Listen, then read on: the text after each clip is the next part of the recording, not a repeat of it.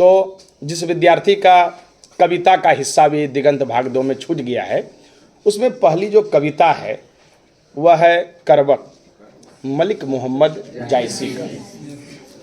और ये करवक कविता में जो मलिक मोहम्मद जायसी हैं, वे चेचक बीमारी के कारण उसकी एक आँख काम नहीं कर रहा था। हाँ, आँख भी उनका खराब हो गया था, एक ही आँख, कान भी थोड़ा सा अनसुना टाइप का था। उसको लगा कि अब समाज में दोस्त यार के बीच मेरा महत्व बड़ा कम हो गया, लोग हमें देखना पसंद नहीं करते हैं। खेती का काम करता था बेचारा, वो भी छोड़ दिया और साधु फकीरों के साथ घूमते रहा। अंततः उसको सही व्यक्तित्व मिला, गुरु के शरण में ज्ञान मिला और उसने सोचा कि अब हम कुछ कविता, कुछ पदावली की रचना करेंगे। मलिक मोहम्मद जायसी मध्यकालीन कवियों में है, सबका अलग अलग विषय है, लेकिन मलिक मोहम्मद जायसी ने प्रेम का विषय चुना।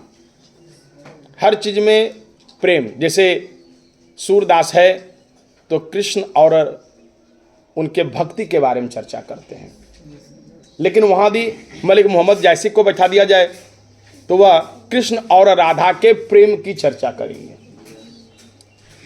बहुत उस समय के जितने भी रचनाकार था वो भगवान का ही प्रेम का वर्णन करता था। इसने भी किया, लेकिन ये थोड़ा एक कदम और आगे बढ़ गए। उस समय के जो राजा रजवाड़े होते थे तो राजा रानी के बीच प्रेम का चर्चा किया, इसलिए मलिक मोहम्मद जायसी को प्रेम का पीर कहा जाता है।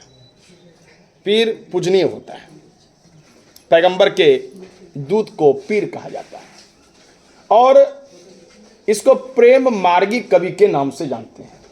जब प्रेम मार्गी कवि के नाम से जानते हैं तो उनकी जो रचना करवक है, वो करवक में आखिर क्या है, तो करवक में मलिक मोहम्मद जायसी अपना परिचय देते हैं कि हम क्या हैं और हम जीवन में क्या काम किए हैं। लेकिन करवक जो कविता है वह मलिक मोहम्मद जायसी के एक ऐतिहासिक महाकाव्य से लिया गया है और इसका नाम है पद्मावत। पद्मावत, बती ने पद्मावत। और उस पद्मावत में जो लड़की है, जो नायिका है, उसका नाम भले है पद्मावती। तो प्रेम का महत्व क्या है ये समझिए। ऐसे तो प्रेम का दो भाषा हो सकता है। एक कहता है भाई प्रेम जिससे हो गया, प्रेम, कुछ कवि का कहना है कि प्रेम तो एक ही से होता है, न जिससे हो गया सो हो गया। लेकिन एक दार्शनिक है, उनका कहना है कि यदि किसी व्यक्ति में प्रेम है कि नहीं, हमको प्रेम होता है, जैसे कि हमको फूलों से प्रेम है, तो आप कल्पना कीजिए कि जिसको फूलों से प्रेम है तो क्या उसको खाली गेंदे फूल अच्छा लगेगा? उसको गुलाब भी अच्छा लग सकता है, चमेली भी अच्छा लग सकता है। लेकिन कुछ दार्शनिक का कहना है कि नहीं, जैसे प्रेम है ना तो एक ही से हो सकता है। लेकिन और राइटर सबका कहना है कि नहीं, प्रेम यदि हुआ तो कितने से हो सकता है, प्रेम करना है तो बहुत से हो सकता है। लेकिन जिसका कहना है प्रेम तो एक ही से हो सकता है, उसका वो उदाहरण देते हैं कि चित्तौड़ में राजा रतन सेन थे और उसकी पत्नी थी पद्मावती, जो उस क्षेत्र की सबसे सुंदर स्त्री में गिनती था। रतन सेन अच्छे से शासन कर रहा था, भ्रष्टाचार बर्दाश्त नहीं, लेकिन एक कर्मचारी मंत्री भ्रष्टाचार कर लिया, उसको सबके सामने निकाल दिया दरबार से। बस वो दिल्ली के उस समय के पूरे हिंदुस्तान का जो सुल्तान कहलाता था, वह जो है उसके पास चला गया। राघव चेतन जो मंत्री था वो चला जाता है कहाँ? दिल्ली के सुल्तान, और उसका नाम क्या? अलाउद्दीन खिलजी। बोला अरे ये चित्तौड़ से आया है, क्या बात है, मिलने का इच्छा जाहिर किया। तो अलाउद्दीन खिलजी उसको मिलने के समय दे, बोला क्या बात है? बोला महाराज, बोला तुम तो चित्तौड़ से आए हो, बताओ। चित्तौड़ तो हमारे ही अधिकार क्षेत्र में है, कोई दिक्कत वहाँ? बोला कोई दिक्कत नहीं। बोला तुम क्यों आए हो? बोला कि महाराज चित्तौड़ पर आप आक्रमण करिए। बोला क्यों? तो ऐसा ऐसा बात है। बोला चित्तौड़ मेरा ही है, तुमसे झगड़ा हो गया थोड़ा सा, क्या दिक्कत है, हम वहाँ आक्रमण नहीं करेंगे, मेरा ही हिस्सा है। वो हमेशा टैक्स देता है, वहाँ का रतन सेन बहुत अच्छा राजा है। बोले वो सब तो ठीक है, लेकिन आपको वहाँ आक्रमण राज दरबार को जीतने के लिए नहीं करना है। हर सुंदर वस्तु पर राजा का अधिकार होता है। बोला हाँ। बोला लेकिन मेरे पास तो सब सुंदर चीज है। बोला लेकिन आपकी जो पत्नी है ना, वो राजा रतन सेन की पत्नी से ज्यादा सुंदर नहीं है, बद्दा है आपकी पत्नी। बोला तो क्या कहना है तुम्हारा कि हम एक लड़की के लिए चित्तौड़ पर है दिल्ली से जाएं अटैक करने के लिए? बोला हाँ। बोला नहीं, ये सब नहीं होगा, हटो। लेकिन रोज एक दो बार उस लड़की का एकदम सुंदर एक कविता से कहानी से वर्णन करते रहे अलाउद्दीन खिलजी के पास, ये बहुत सुंदर है, ऐसे है वैसे है। कुछ दिन में अलाउद्दीन खिलजी को लगने लगा दो मेरा कन्या फालतू है, हाँ चलो। बोला चलो सेना तेना लेके चलो, निकलो। जब यही बात है तो पहले उसी को ऑनलाइन रोज तो माथा पच्ची कर रहा है। पहुंचता है तो पहले बातचीत हुई। बोला देखो बात इतने है कि तुम्हारे हम पत्नी को लेने आए, दे देते हो तो बड़ा अच्छा है, नहीं तो फिर दिक्कत। तो बोला वो सब नहीं होगा, राजपूत हैं, मेरी पत्नी को चले आप लेके चले जाइएगा मेरे रहते हुए, तो चाहे हम राजा रहें या ना रहें हम तो फालतू इंसान कहलाएंगे, ऐसे ही हार गए। बोला अच्छा तुम क्या ज़्यादा युद्ध करें? बोला हाँ युद्ध करिए। तो युद्ध के मैदान में युद्ध चलने लगा। बहुत भयंकर योद्धा था, लेकिन अलाउद्दीन खिलजी कई दिन युद्ध लगा कि यार हार जाएंगे, यह बहुत लंबा फालतू चल रहा है टाइम। एक दो दिन के बाद बोला सुनो सुनो हटाओ मैटर को। बोला ऐसा करो कि हम अब जाएंगे। तो सब चेला चपाटा का था कि महाराज लड़की के चक्कर में यहाँ आए हैं तो कम से कम लड़की के बार देख तो लीजिए, नहीं लेके जाइएगा, देख तो लीजिए। तो बोला ठीक है। अभी तक अलाउद्दीन खिलजी का सेना लड़ाई लड़ रहा था, अलाउद्दीन खिलजी नहीं लड़ रहा था। बोले लड़ो, जीत लो, चित्तौड़ छोटा सा एरिया जीत लो, लड़की लेके चल देंगे। लेकिन चित्तौड़ इतनी अच्छे तरीके से लड़ा कि सब सेना का हालत खराब। अलाउद्दीन खिलजी को लगा कि एक लड़की के लिए इतना इतना सेना मारना अच्छा बात नहीं है, चलो यहाँ से, हमको लड़की नहीं चाहिए। लोग सुनेगा भी तो क्या बोलेगा। बोला कि कम से कम एक बार देख तो लीजिए। बोला हाँ ये भी सही, इतना दूर से आए तो कम से कम देख ले, ना ले जाए तो बोला रतन सेन देखो हम तुमसे मारपीट नहीं करना चाहते, तुम पत्नी को बस एक बार दिखा दो। तो मंत्री संतरी ने चर्चा किया दिखा लेते हैं, झगड़ा समाप्त हो जाए। बोला हाँ ठीक है। तो बोला देखिए हम दिखाएंगे लेकिन इनडायरेक्ट दिखाएंगे, वो प्रत्यक्ष तरीके से।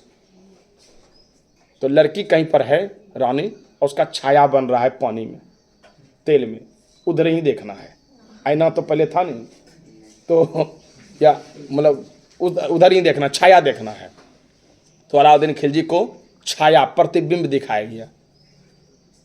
रतन सेन बोला 2-4 मिनट बाद अलाउद्दीन खिलजी देख रहे, बोले हो गया?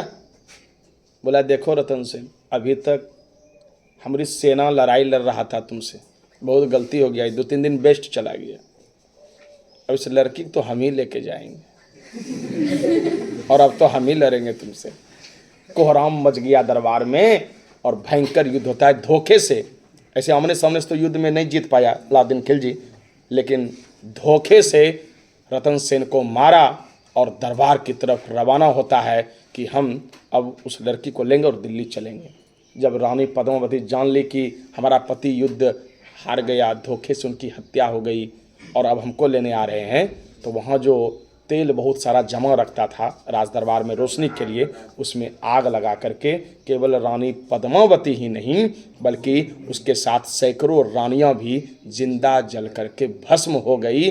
लेकिन वह नहीं गई अलाउद्दीन खिलजी के साथ। वो लड़की चाहती तो दिल्ली का सुल्तान अलाउद्दीन खिलजी था, उसकी रानी बन करके आराम से रह सकती थी, लेकिन अपने पति, अपने राज्य के क्षेत्रों के सम्मान के लिए अपना जो है शरीर को भस्मीभूत कर लिया, जिसको राजस्थान की धरती पर जोहर कहा जाता है। जोहर प्रथा जोहर कर ली, लेकिन वह दुश्मन के हाथों नहीं गई। और जब नहीं गई तो आज उसके चित्र पर आरती लोग उतारते हैं और उसके लिए गीत गाते हैं, उनका उदाहरण दिया जाता है। तो यह भी एक प्रेम है, इसको भी हम प्रेम ही कहेंगे। तो प्रेम का महत्व क्या है, आप ये चीज़ समझें। तो इसी में ये कहते हैं कि एक नैन कवि मोहम्मद गुनी, अभी आपको हम क्या बताया कि वो आंख से क्या था, अंधे थे। एक नैन कवि मोहम्मद गुनी सोई बिमोहा जे कवि सुनी, चांद जैस जग विधि अतौरा, दिन ही कलंक किन्हीं उजियारा, जग सूझा एक ही नैना उब सुख असनक तन्ना। मतलब जायसी भले एक आंख से अंधा है, लेकिन वह गुणी और गुणवान है। जो इनके काव्य, जो इनकी रचना को सुना है, देखा है, वह उसी का होकर रह गया, मोहित हो गया। ये इतने यशस्वी कवि हैं। किन्हीं समुद्र पानी जो खारा, तो अति भऊ असुज अपारा, जो समरु त्रिशूल विनाशा, भाग कंचन गिरी लाग आकाशा, जो लही घरी कलंक न परा, कांच हुई न कंचन करा। और जब आप ये कहते हैं कि मेरे एक आंख होने से मैं कुरूप दिखता हूं, तो आप जरा बताइए सृष्टि में कौन पूर्ण है? सब अधूरा है। चांद यदि सुंदर है तो उसमें भी दाग है, समुद्र यदि विशाल है तो उसका भी जल तीखा है, यदि सुमेरु पर्वत विशाल है तो उसको भी सोना का भंडार बनने के लिए त्रिशूल का, शिव के त्रिशूल का प्रतिघात झेलना पड़ा है। कोयल यदि सुंदर है तो वो भी काली है। कोई पूर्ण नहीं है। इसलिए मेरे शरीर का एक आंख नहीं होने से मैं उसको उतना अपूर्ण नहीं मानता हूं, क्योंकि जिस प्रकार चांद में धब्बा होने के बाद भी वह रात्रि में प्रकाश करता है, संसार में उजाला फैलाता है, उसी प्रकार मेरे पास एक आंख होते हुए भी मैं इस संसार को जैसा देखा वैसा लिखा, और मेरा साहित्य भी चंद्रमा के समान प्रकाश देने का काम करेंगे। एक नैन जस दर्पण, ऐसा होगा नहीं, उसको जगाओ। एक नैन जस दर्पण, तीहू निर्मल भाऊ, सच रूप बंत गए मुख, जे बहु को चाऊ। जैसे कि दर्पण, अरे आईना जैसा है तुम वैसे न चित्र बनाएगा। क्या वो फिल्टर कैमरा वाला करेगा? नहीं करेगा। जैसा दर्पण है वैसे तुम्हारा फोटो बनाएगा। और तुम सोचते दो यार आईना जो है ना ठीक कंपनी का नहीं, बेटा अपना उम्र होते जा रहा है, वो कितना दिखाएगा आईना क्वालिटी वाला, है ना। तो इस पे कहते हैं गालिब एक शायर कि गालिब जिंदगी भर बस यही भूल करते रहा। गालिब जिंदगी भर बस यही भूल करते रहा, और धूल चेहरे पर था और आईना साफ करते रहा। धूल तुम्हारा चेहरे पर है तो तुम्हारा पिक्चर धूले वाला बनेगा आईना में, लेकिन तुम आईना पर स्प्रे मार रहे हो कि फोटो अच्छा नहीं आ रहा है, लेकिन धूल तो तुम्हारे चेहरे पर है। तो कहने का मतलब अपना, यहाँ धूल का मतलब अपना जीवन को सुधारिए, आईना तो अपने आप तुम्हारा फिल्टर कर देगा। तो इसलिए वह कहते हैं कि मोहम्मद कवि यह जोरी सुनावा, सुने जो प्रेम पीर सागावा, जोरी लाई रकत के लेई, गाढ़ी प्रीत नन जल भेई, ओ मन जाने कवित अस्किन्हा, मुख यह जगत नहीं चिन्हा। इंसान को चेहरे से नहीं चिन्हा जाता है, इंसान को कर्म से चिन्हा जाता है। अजमल कसाब भी 18-20 वर्ष का लड़का देखने में सुंदर ही था, लेकिन उसको वो आतंकवादी था, इसलिए फांसी के फंदे पर लटका दिया गया। कर्म कितना महान है। इसलिए कहते कि मैंने अपने जीवन में जो साहित्य की रचना रचा, पद्मावत, अखरावट, आखिरी कलाम, कहरा नामा, मसला नामा, वह केवल सियाही से नहीं लिखा मैंने। सब जो मैं अपने शरीर के रक्त को सिहाई बना करके लिखने का काम किया, बहुत मेहनत किया हूं। इसलिए आप उनको पढ़ें, समझें और जानें। क्योंकि कहाँ सो रतन सेन का अभी बताए, चित्तौड़ का कौन था राजा? कहाँ सो रतन सेन असराजा, कहाँ सुबासी बुध उपराजा, कहाँ रूपवती पद्मावती रानी, कोई ना रहा जग रही कहानी। ना आज अलाउद्दीन खिलजी है, राजा रतन सेन है, ना फिर वह रूपवती सुंदर पद्मावती है। लेकिन आज यदि उनके बारे में पढ़ रहे हैं तो इसलिए ना पढ़ रहे हैं कि उनका कर्म महान है, यह कर्म बुरा है, चाहे तो अच्छा है चाहे तो बुरा है।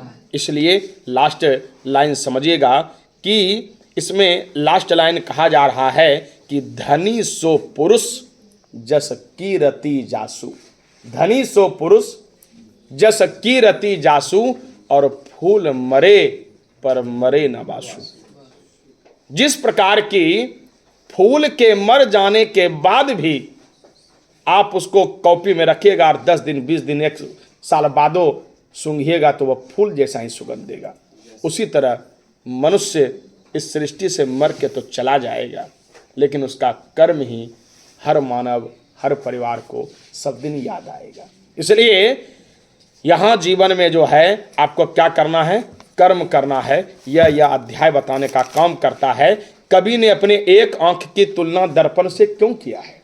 कवि ने अपने एक आंख की तुलना दर्पण से इसलिए किया है कि जिस प्रकार दर्पण कोई भेदभाव देखने में नहीं करता, उसी प्रकार मलिक मोहम्मद जैसी चाहता तो दरबारी कवि बन सकता था। किसी राजा के दरबार में रह के उनका बड़ाई खूब अच्छा करता, बहुत धन पाता, इज्जत प्रतिष्ठा पाता, लेकिन वह दरबारी कवि नहीं बनते हैं। वह जो है स्वतंत्र कवि बनते हैं। इसको लोग गाली देते हैं, इसको मारने की धमकी देते हैं, लेकिन जैसा इन्होंने देखा वैसा ही लिखा।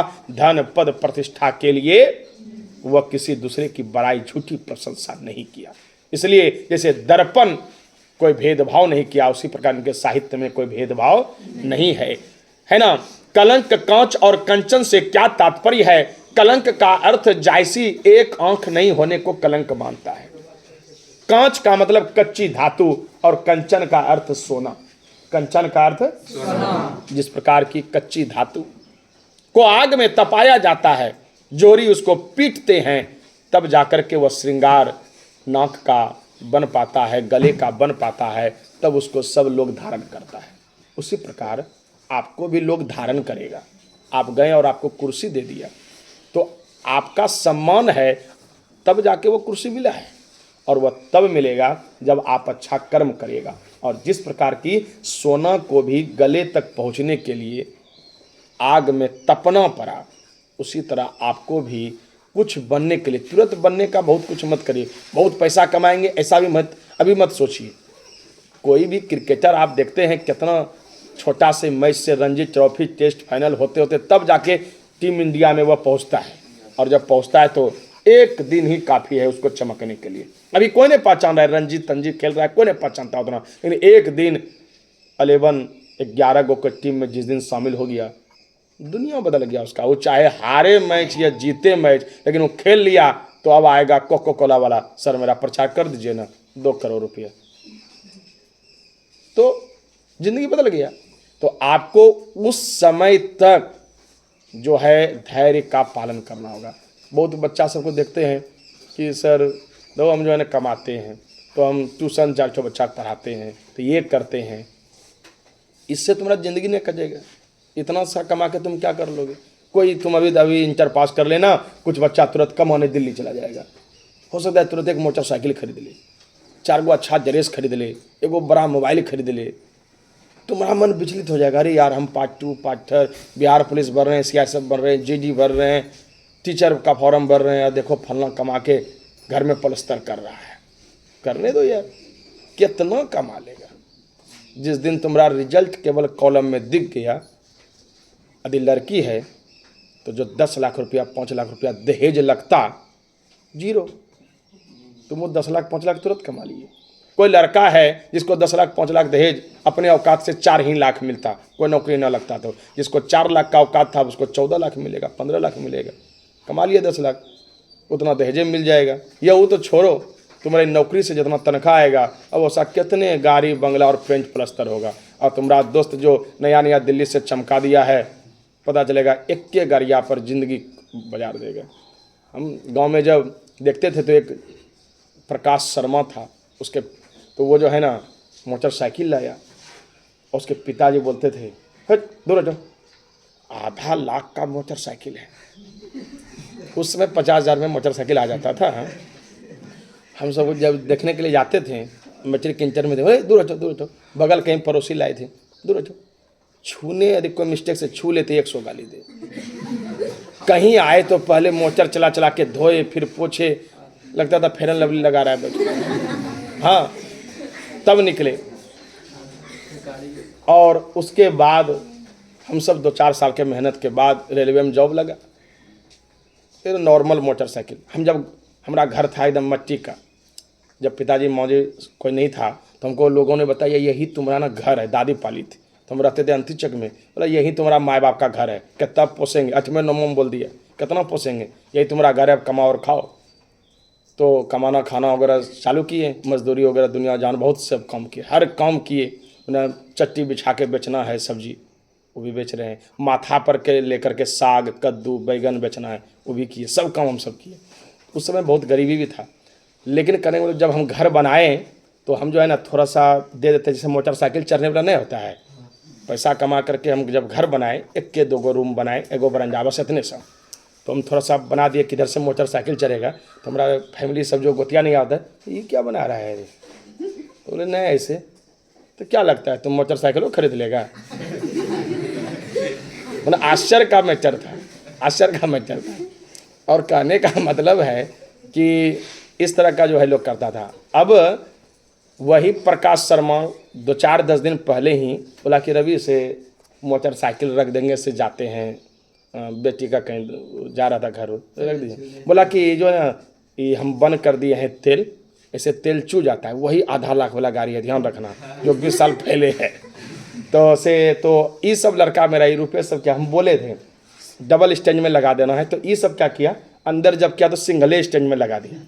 तो हम भोरे जगे, बोले वो चचा का लगता है जो है ना तेल छू जाएगा तो हमको अगर ये आएगा। तो हम डबल स्टैंड में जैसे किए, तो जैसे किडनी खराब होने पर ब्लड नहीं मुँह से फेंक देता है, उसी तरह खींच करके जो डबल स्टैंड पर किए ना, हर जगह से उसका जो है तेल छू गया। तो फिर जो है हम चूँकि जिस दिन वो लेने आया, तो हमें आप थे ना, हम भागलपुर में शाम में थे, तो हम बोले चाहिए आप तेल उल है ना गाड़ी में। बोला लगता है तेल उड़ जाता है, तुम तो डबल स्टैंड में रखा है, लेकिन तेलवा लगता है उड़ जाता है। वो इंसान आज तक वो टैंकी चेंज करवा ले या कहाँ लीक हुआ है वो करवा दे, महीना 2 महीना में 1 दिन मोटरसाइकिल निकालता है, जो हम सबको टच नहीं करने देता था। हमने बहुत इमरजेंसी हुआ ही तो ठीक है, नहीं तो टेम्पो से निकल जाएगा। मोटरसाइकिल 100 कट में रखा, कन्या कुछ दिन लेके आया था इसलिए मोटरसाइकिल लेके आया था। हाँ, तो कहने का मतलब, और हम सब जो है अपने जीवन में पता नहीं 4-5 मोटरसाइकिल चेंज हो गया। मतलब गांव में है तो वो अलगे 1 मोटरसाइकिल धरा हुआ है, अंतिचक में तो वहीं धूल फांक रहा है। ये जो एगो बुलेट यहाँ देख रहे दूसरे है, वहाँ जो लेटेस्ट बुलेट है वो है, लेकिन अब जिस दिन जाएंगे उसी दिन उसका हटेगा पर्दा, तब चल रहा है। कोई दूसरे सब चला रहा है, 2 जगह घर है, अब दूसरे रह रहा है, गोतिया नहीं है का लोग, हम भी नहीं रह पा रहे हैं। तो कहने का मतलब ये क्या है, यदि हम उस समय धैर्य खो देते तो फिर ज़िंदगी में कमा पाते, नहीं कमा पाते। तुम सबको उस समय तक टिके रहना है जब तक कि तुम्हारे अंदर क्वालिटी ना आ जाए, समझे। अब हम सब जोन फील्ड में जाते हैं, नेतागिरी में जाते हैं, तो किधर कोई बात नहीं, विधायक का टिकट कई लाख में मिलेगा, 50 लाख। क्वालिटी तो है, भाषण लंबा चौड़ा 3 घंटा दे सकते हैं, 50 लाख ले लीजिए, टिकट बाद दे दीजिए, कोई नहीं टिक पाता। अभी एक मेरा वीडियो देखना, हम गए थे बेलसर, फेसबुक स्टोरी पर सब व्हाट्सएप पे लगाए थे। वहाँ जो सांसद आए, कह रहा है कि कौन जात के हैं, तो बोले कि कोयरी है। तो सर बोल रहे हैं क्या कुर्मी नहीं है आप, हमारा टिकटवा कट जाता, कुर्मी एक टिकट मिलने वाला। बोले उसमें क्या दिक्कत है, कोयरी एक मिल जाएगा। बोलिए अभी बुला दें उसको, लेकिन हम सबको चूँकि अभी जाना नहीं है, तो विधायक का टिकट कहीं भी मिल सकता है। आरजेडी से कई बार ऑफर, बीजेपी से ऑफर, वो इसलिए क्योंकि हम यहाँ के प्रवक्ता भी रहे हैं, बीच में बीजेपी का प्रवक्ता, आरजेडी भी रहे प्रवक्ता। तो इसलिए तुमको क्या करना है जीवन में, उस समय तक टिके रहना जब तक तुमने क्वालिटी ना आ जाए, और नई क्वालिटी आ गई तो फिर कभी तुम कुछ नहीं कर पाओगे। तो ये जो है चैप्टर यही कह रहा था, 4 क्वेश्चन इसमें था, याद करना है। और अब जो है एक कहानी लास्ट बचा है, 4था नंबर चैप्टर तुम सब पढ़वे क्या जी? अरे 4था नंबर नहीं पढ़ा है, चैप्टर का नाम बता देते हैं। तुम सब तो 3 को छुटवे किया होगा। 4था नंबर पद सूरदास, कृष्ण क्या क्या खाते होते ये बोला तो पढ़िए ले आएंगे। हाँ चलो।